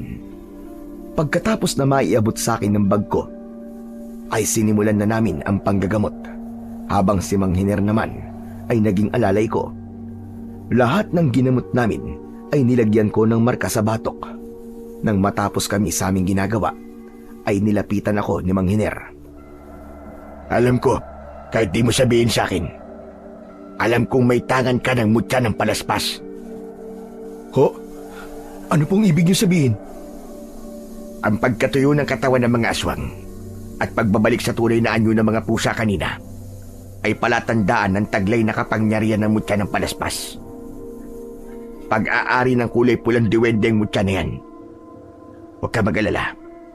Kapwa albularyo lamang natin ang nakakaalam tungkol sa kapangyarihan na yan. Ngunit mag-iingat ka pa rin dahil kapag nahawakan niya ng ibang tao, lalo na ng mga aswang, mawawalan niya ng bisa. Teka, paano niyo nalaman ng tungkol sa kapangyarihan ng mutya? Dahil isa rin akong albularyo na may taglay na kakayahang kagaya mo. At sa palagay ko, iisa lang ang pinanggalingan natin. Iisang tao lang ang ating naging guro. Walang iba, kundi si Tatay Damian. Hindi po ako makapaniwalang kayo ay mag-aaral ni Lolo Damian. Higit pa ron ang kaugnayan ko sa ating guro. Hala, sige na. Magpahinga ka na. Babantayan kita. Kailangan mong bumawi ng lakas. Teka, maiba nga pala ako ng usapan. Paano kayo nakarating sa lugar na ito? Gawa po ni Nolan. Sinamahan niya akong hanapin ng mutya ng palaspas. Hinabol lang kami ng 2 uri ng aswang. Kaya kami napadpad sa lugar na to. Gaano mo nakatagal kakilala si Nolan? Matagal na po, Mang Hiner. Bakit po? Wala naman. Nagtataka lang ako kung bakit napadpad kayo sa lugar na to. Samantalang bantay sarado to ng mga aswang. May tiwala po ako kay Nolan, Mang Hiner. At ilang beses na siyang nasaktan. at iniligtas ang buhay ko. Baka nga. Baka nagkakamali lamang ako. Ako kasi, kaya ako napadpad sa lugar na to dahil sa matalik kong kaibigan. Hindi ko alam na kapatid pala siya ni Castor. Sinadya nilang kunin ang loob ko para kunin ang serbisyo ko. Ilang beses din akong pinag-agawan ng dalawang lahi ng aswang hanggang sa tumagal na ako sa poder ni Castor. Pero hindi po ganong klaseng kaibigan si Nolan. Hindi po siya traidor. Sana nga. Isang malalim na buntong hininga ang narinig ko mula kay Mang Hiner. Maya-maya pa ay nakaramdam na ako ng antok. Napanatag ang aking loob dahil alam kong nasa tabi ko si Mang Hiner. Pagsapit ng gabi ay naalimpungatan ako sa malakas na sigaw ni Mang Hiner. Bitiwan niyo ako! Anong gagawin niyo sa akin? Naramdaman ko rin ang mga kamay na humawak si tigkabilaan kong braso at pagmulat ko ng aking mga mata. Tumambad sa aking paningin si Lolo Inok. Sapilitan nila akong itinayo at iniharap sa matanda. Anong kailangan niyo sa akin? Anong gagawin niyo? Gusto ko magtapat ka sa akin. Anong ginawa mo sa mga tauhan ko? Wala ka bang ginamit sa kanila na kakaiba? Kagaya ng ginawa mo sa mga tauhan ni Castor? Wala. Wala akong ginawa sa mga alagad nyo. Paano mo pinatay ang mga tauhan ni Castor? Wala akong ginawa sa kanila. Maliban sa ginamit ko sandata. Huwag niyong saktan si Raul. Ako ang dahilan kung bakit sila namatay. Nabaling ang atensyon ni Lolo Inok kay Mang Hiner. Hindi ako naniniwalang magagawa mong patayin ang mga tauhan ko, Castor. Matagal na kitang biyag. Kaya bakit ngayon mo lang naisip ang bagay na yun? Naniniwala ako na si Raul ang dahilan kung bakit natalo ang mga aswang na kiwig. Nagkakamali ka. Ako talaga may gawa nun sa kanila. Nilagyan ko ng laso ng kanilang pagkain. Kaya nang hina sila at madali silang napatay ni Raul. Pinaglololoko mo ba ako, ha? Biglang sinakal ni Lolo Inok si Mang Hiner. Nakita ko ang pag-angat ng paa nito sa sahig. Wag! Wag, tama na! Wag niyo siya sasaktan! Ginawa ko naman po ang ipinag-uutos niyo, ha? Bakit kailangan niyo pa malaman kung paano ko napabagsak ang mga aswang na kiwig? Dahil maaari mo yung magamit laban sa amin. At gagawin ko ang lahat para mapilitan ka gumamin. Teka. Anong gagawin niyo? Pahihirapan ko sa harapan mo, Sinner. Kasama si Nolan. Hala, sige. Dalhin sila sa gitna ng bulwagan ng aking tribo. Doon sila pahirapan. Teka, sandali. Wag niyong gawin sa akin to, maawa na kayo. Nakasalalay ang buhay ninyo sa sagot ni Raul. Tumingin sa akin si Mang Hiner habang umiiling. Ang ibig sabihin nun, kahit na anong mangyari, ay hindi ko sasabihin ang tungkol sa aking mutya. Kinaladkad kami papunta sa gitna ng tribo, kung saan ay doon nila madalas na isinasagawa ang pagpapahirap sa kanilang nagiging biyag. Nadatnan namin si Nolan na nakaupo sa bangko habang nakagapos. Wala siyang damit pang itaas. Ganon din ang ginawa nila kay Mang Hiner. Tinanggalan nila ng damit si Mang Hiner, saka itinali sa bangko sa tabi ni Nolan. Panoorin mo kung paano ko sila pahihirapan. Hanggat hindi ka umaamin, hindi rin sila titigilan ng hagupit ng latigo sa kanilang likod. Wag! Nakikiusap ako sa inyo. Huwag niyo silang sasaktan. Wala talaga silang alam. Wala talaga akong ginamit na panglaban sa mga aswang na kiwig. Sinungaling ka. Sige! Parusahan ang kanyang mga kasama. Unang hinagupit ng latigo sa likod si Mang Hiner at napasigaw siya sa labis na sakit. Ako naman ay para nang mababaliw dahil sa pag-aalala sa aking mga kasama. Tol, sige na, sabihin mo na. Nakita ko, di ba? Nakita ko nagbago ang anyo ng mga kalaban mo. Nang magbanggit ka ng orasyon, sige na, Tol. Umamin ka na. Ayoko pang mamatay, Tol. Marami pa akong pangarap. Wag, Raul. Kapag nalaman nila kung ano yung papatayin ka rin nila. Dahil magiging banta ka sa lahi nila. Kung ganon, totoong may itinatago nga kayo sa akin. Sige, dagdagan ng pagpapahirap sa kanila. Akma na sanang hahagupin ng latigo si Mang Hiner. Sumigaw ako. Pagkatapos ay tinitigan ko si Lolo Inok. Tama na yan! Tama na! Kung gusto nyo malaman kung ano ang ginamit ko sa mga aswang nakiwig, pagmasdan nyo ang gagawin ko! Tuluyang ko nang inilabas ang mutya ng palaspas. Iwinasiwas ko yun sa ere at lumikha yun ng malakas na liwanag. Nagdulot din yun ng kakaibang ingay na tanging ang mga asbo lamang ang nakakarinig. Lahat sila ay namilipit dahil sa labis na sakit ng kanilang mga tenga. Ang hindi ko lang maintindihan kung bakit pati si Nolan ay napayuko. Tinakluban niya ng palad ang kanyang tenga habang nakalaylay ang tali sa kanyang kamay. At hindi totoong nakagapos ito. Nolan, anong ibig sabihin nito, ha? Tumayo ka na dyan, Nolan! Para ka siraulo! Hindi mo ba napapansin na nasa kaibigan mo na palamod ka ng panaspas? Inutil ka talaga! Kahit kailan, palpak ang plano mo! Nolan, ikaw, isa ka ring aswang! Traidor ka, hayop ka! Niloko mo ako! Pasensya ka na, Raul. Pero hindi ko kayang talikuran ang kalahi ko para lamang sa'yo. Kalaban sa Raul. Una pa lang, nagkaroon na ako ng hinala sa kanya. Sige na, ituloy mo na ang paglikha ng tunog mula sa dahon ng palaspas para mapilitan sila magpalit ng anyo. Saka mo gawin sa kanila ang ginawa mo sa mga tauhan ni Castor. Sige na!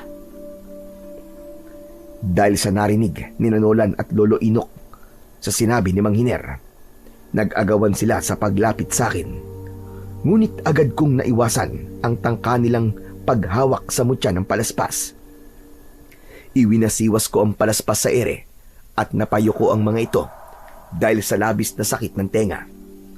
Kasabay ng malakas kong pag-usal ng orasyon, tuluyang nagpalit ng anyo ang mga ito bilang aswang asbo. Hindi ako makapapayag na matalo mo ang aming lahi! Yun ay kung makakaligtas pa ba kayo sa gagawin ko. Nakalimutan mo na ba? May nilagay din akong marka sa batok mo dahil naging pasyente kita. Kaya sa gagawin ko to, ito na ang magiging katapusan mo! Malakas kong sinambit ang orasyon, kasabay ng pagwasiwas ko ng mutya ng palaspas sa ere.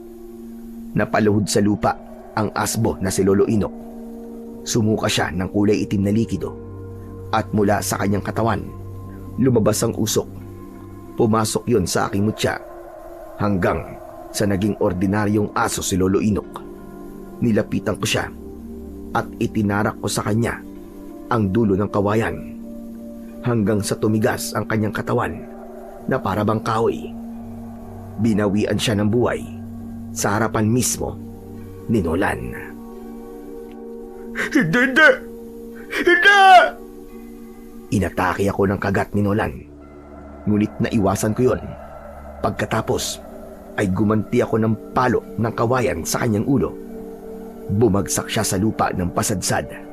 Kaya naman, nagkaroon ako ng pagkakataon para kalagan ng tali si Mang Hiner. Saka ko napansin ang malaki niyang balat sa pusod. Hindi ko lang matandaan kung saan ko yun nakita. Raul! Sa likod mo! Sa paglingon ko sa aking likuran, 2 asbo ang sinubukang atakihin ako. Ngunit naiwasan ko sila at gumanti ng tag-isang saksak sa kanilang tiyan. Bumagsak sila sa lupa at nanigas ang kanilang katawan hanggang sa sila ay bawian ng buhay. Ang mga naging pasyente ko naman ay sabay-sabay na umatake sa akin, pero bigla silang nanghina. Nang higupin ng mutya ng palaspas ang kanilang kapangyarihan, naging ordinaryong aso sila. Nabahag ang buntot dahil sa takot. Maya-maya pa, si Nolan naman ang sumugod sa akin. Sinalubong ko siya ng saksak sa kanyang tiyan. Para sa kaibigan traidor na kagaya mo, hindi kita mapapatawad. Wala akong kaalam-alam na nahulog na pala ako sa patibong mo. Magbabayad ka. Pinatay mo ang lolo ko. Kung ganun, totoo mo palang lolo si Lolo Inok. Ikaw ang pumatay sa anak ni Mang Castor. At ikaw ang dahilan kung bakit nagkaroon ng away sa pagitan ng inyong lahi.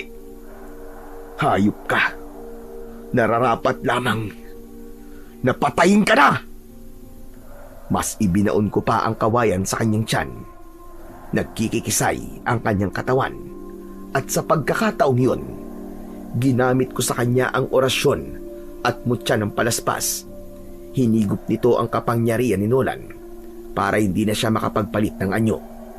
Binunot ko ang kawayan sa kanyang tiyan at muli kong itinarak sa kanyang dibdib at ipinagdiinan yun ng gusto. Sumuka siya ng dugo. Natuyo ang kanyang katawan hanggang sa mamatay siya.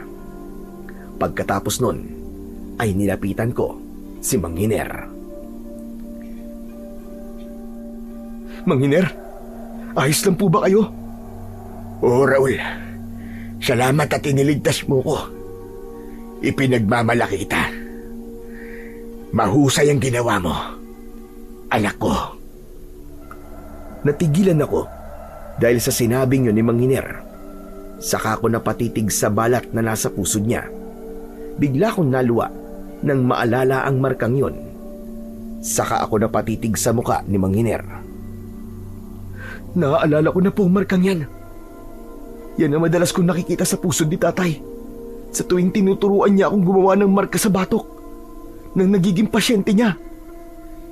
Dahil ako ang iyong ama na dinukot ng pangkat ng mga aswang na kiwig. Kinuha nila ako para gamitin sa kanilang pangkat. Ang orasyon ay itinuro sa iyo ni Tatay Damian na aking ama. Siyang naging guru natin sa panggagamot. Patawarin mo ko, anak. Hindi agad ako nagpakilala sa iyo. Tay, ikaw na po ba talaga yan? Ikaw ba talaga ang tatay ko? Oo, anak. Pareho tayong nakulong sa pugad ng mga aswang. At ngayon, tinalo mo silang lahat dahil sa kakayahang namana mo sa amin ni tatay. Nakalaya tayo, anak.